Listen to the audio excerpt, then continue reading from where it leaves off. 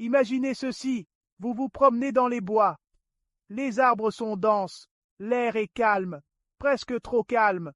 Soudain, vous prenez un mauvais virage, et puis, plus rien, vous disparaissez.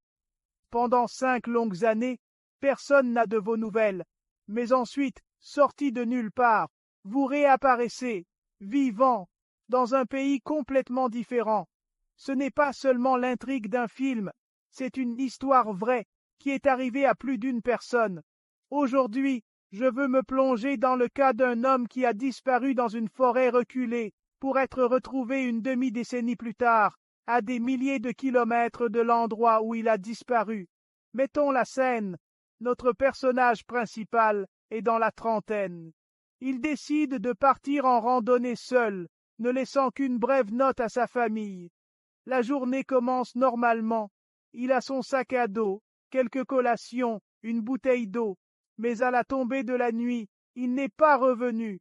Sa famille appelle la police et une recherche massive commence.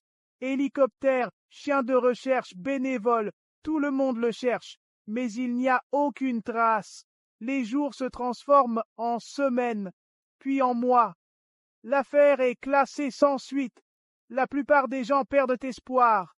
5 ans passent. Sa famille le pleure, mais ne peut pas l'oublier. Et puis, un coup de téléphone change tout. Il est vivant, mais pas seulement vivant.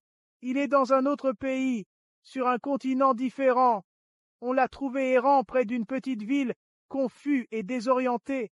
Quand les autorités l'interrogent, il ne peut pas expliquer comment il est arrivé là.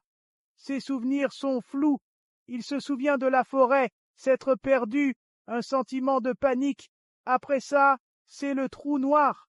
Les médecins pensent qu'il s'agit d'une amnésie dissociative, une condition rare déclenchée par un traumatisme. C'est comme si son esprit avait appuyé sur le bouton de réinitialisation. Mais le vrai mystère, comment a-t-il survécu, voyagé si loin et traversé des frontières sans documents ni argent? À ce jour, personne n'a la réponse complète. Peut-être qu'il a été aidé par des inconnus. Peut-être qu'il a erré pendant des années, survivant en marge de la société. Ou peut-être, certains mystères ne sont tout simplement pas destinés à être résolus. Des cas comme celui-ci me rappellent que le monde est encore plein d'inexpliqués.